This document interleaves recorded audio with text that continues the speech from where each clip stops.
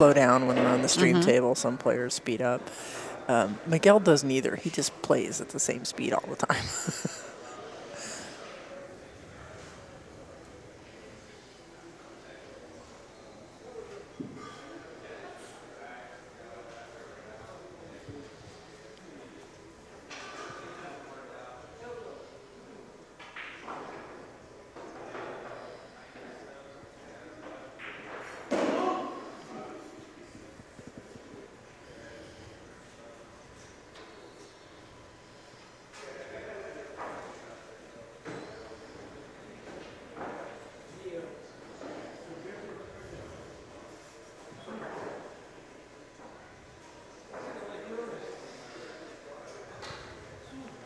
So, thinking about 9-ball versus 8-ball, which game do you think you have to adjust your plan more often and more radically?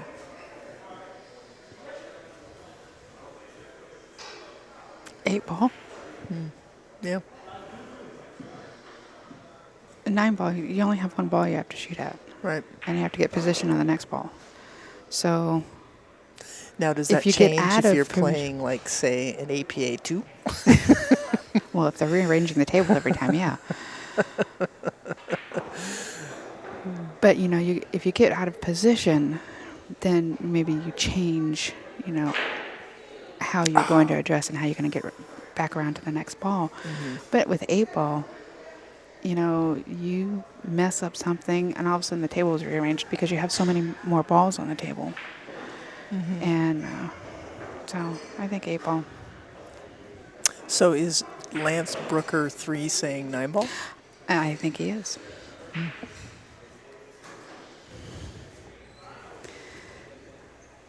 Brady I'd like to know why he thinks 9-ball.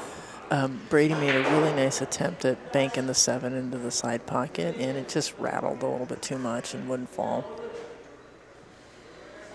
So Lance, why do you think 9-ball?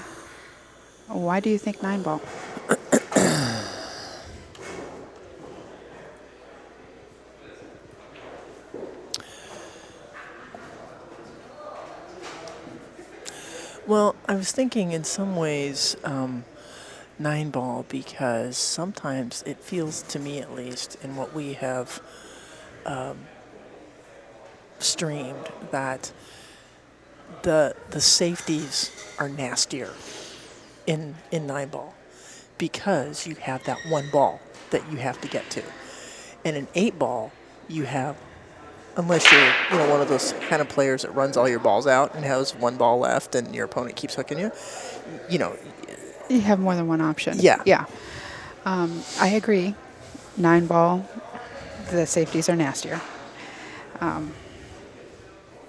Oh, God, they're having a Tamarain Canadian Love Fest. But the question was, and we had, repeat your question. I can. My question was, thinking about 8-ball and 9-ball, which game do you have to adjust your plans more and more radically? If you get out of position, basically. Or if your opponent is one of those people that, is not afraid to running in, because you have players that run into other balls a lot. They're not afraid of that. Some players don't like to disturb anything on the table. I'm one of those. I'm the former. No, some people, they don't mind. Whenever I have to move a ball on the table, I get a little nervous because you don't always know where that other ball is going to wind up. And so, Tamara, what do you think?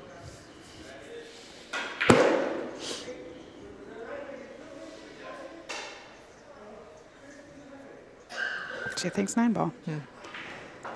I honestly, I think 8-ball because, it's because there's so many balls on the table and the fact that if you get out of position, you bump into another ball, all of a sudden not only are you changing what ball you're going after, you're changing your pattern, you're having to change pretty much your entire look at the table.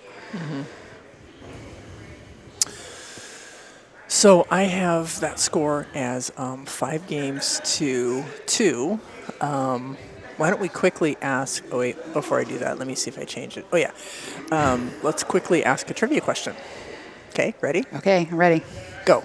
Who said to play billiards well was a sign of an ill-spent youth? Who said to play billiards well was a sign of an ill-spent youth? It sounds like a line from like the Music Man or something.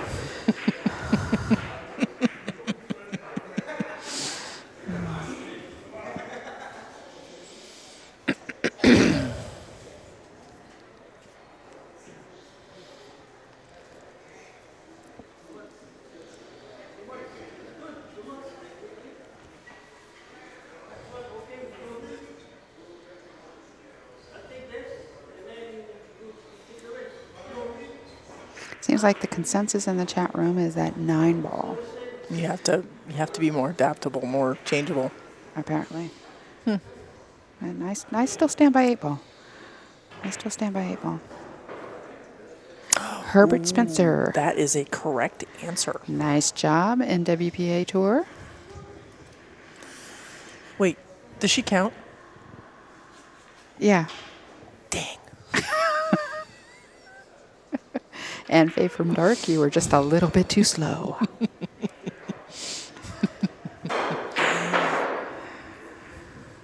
NWPA, we won't worry about getting your contact information because we already know it. And I refuse to draw your name anyway. Just kidding. I'm good.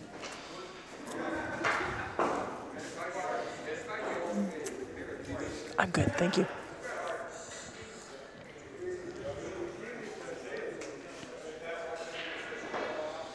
So, NWPA Tour, I'm going to ask you another question.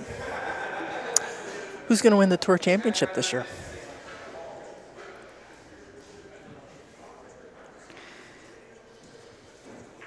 Oh, there was one time that Miguel pulled out He's a the bridge. See, I told you he's dangerous no matter what tool he's using.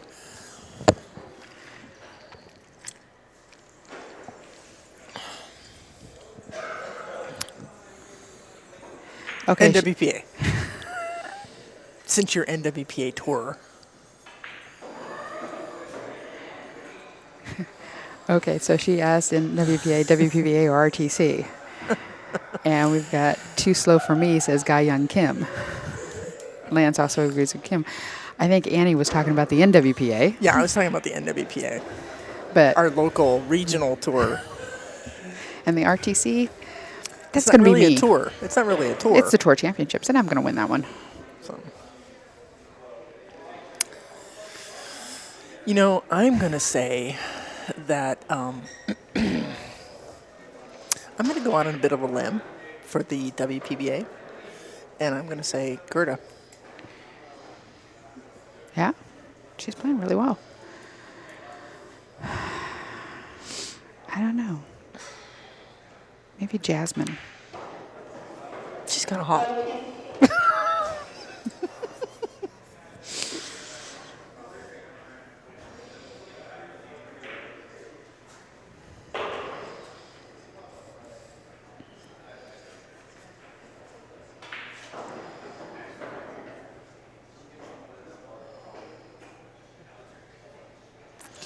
Okay, so here is the answer. The NWPA Tour came out, and this is who's going to win the NWPA championship. She says Jana Montour, Mary Hopkin, or Kim Jones.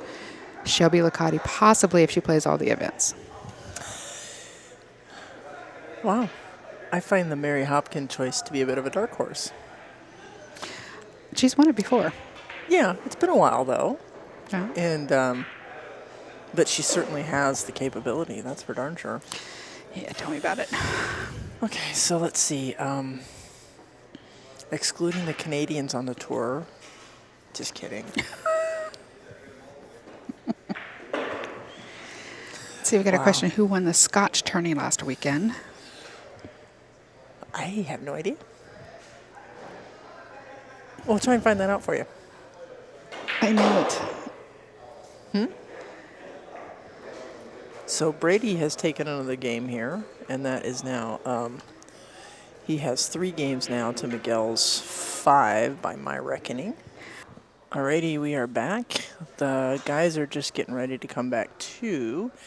So we'll be continuing with our match between Miguel Morfin and Brady Golan. You know how those smoker folks are. So here is our current score as of last game. It is Miguel has 5 and Brady has 3. Again, we are coming to you live from Malarkey's Pool and Brew in Tacoma, Washington. This is the February Freeze.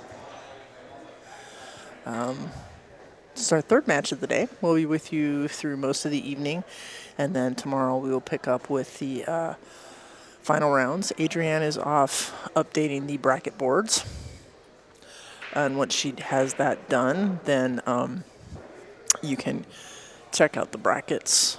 There's a link on our webpage, www.railtorail.tv.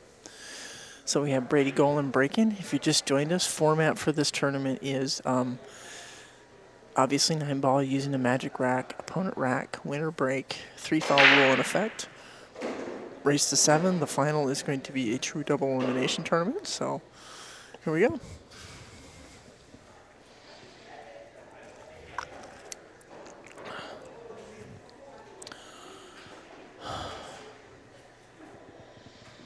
So I think Brady ended up right on the rail there. I'm not sure if he can see enough of that 3-ball to make legal contact with it. So he might decide to push out here. Something else that I sometimes have struggles with.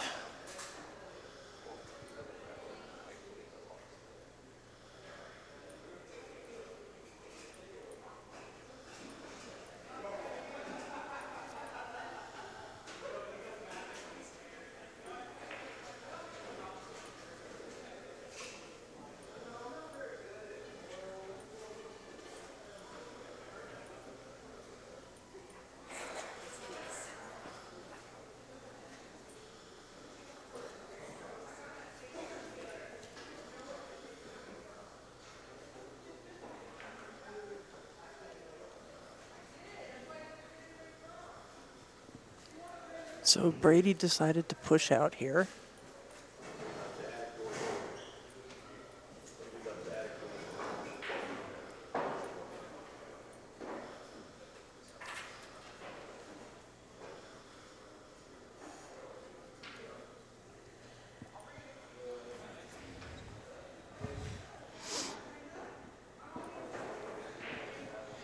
And there's a score update for us.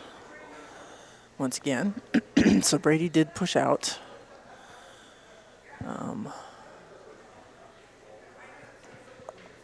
He gave Miguel a look at that 3-ball. So what Miguel is going to try to do is he's going to try to hide the 3 in the queue between the 5. So the 3 on one end of the 5 and the queue on the other. I could have found a much easier way to say that, I'm sure.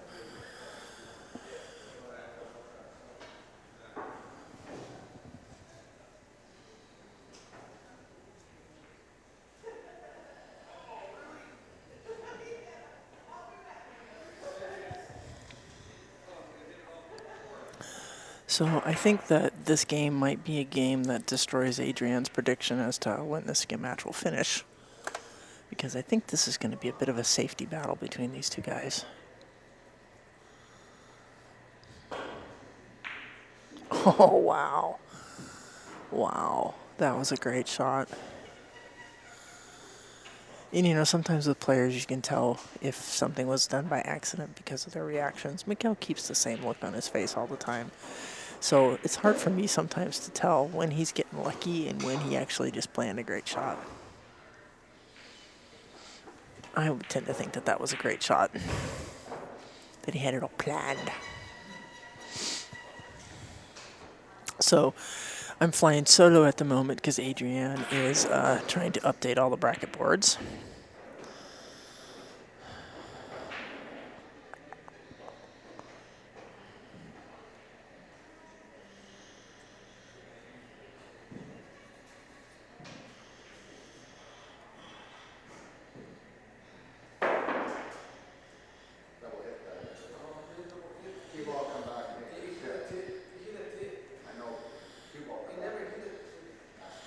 Brady is calling a double hit on Miguel. Miguel doesn't believe so.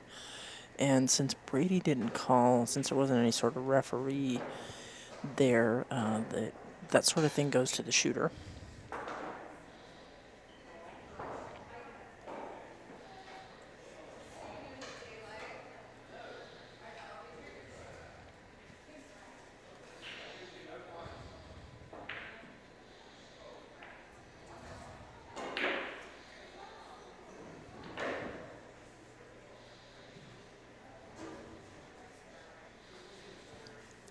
But nonetheless, Brady's at the table, and he has left himself a bit of a sticky wicket here with this 9-ball.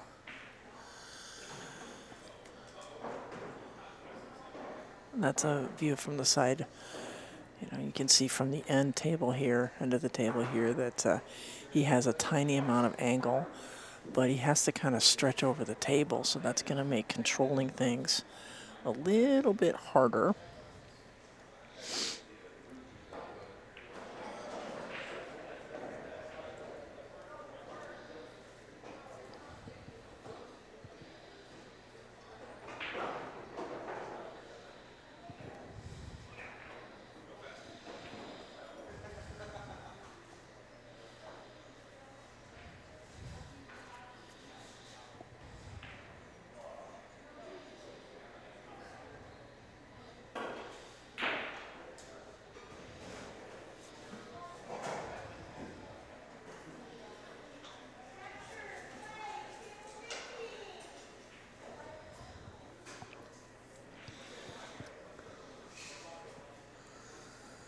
So Brady's going to get another swing at this 9-ball, and he really needs a win here. Yeah, he really needed that win because he needs to close this gap between himself and Miguel, which he is doing quite handily. He's won the last 2 games to make it now a score of 5 games to 4.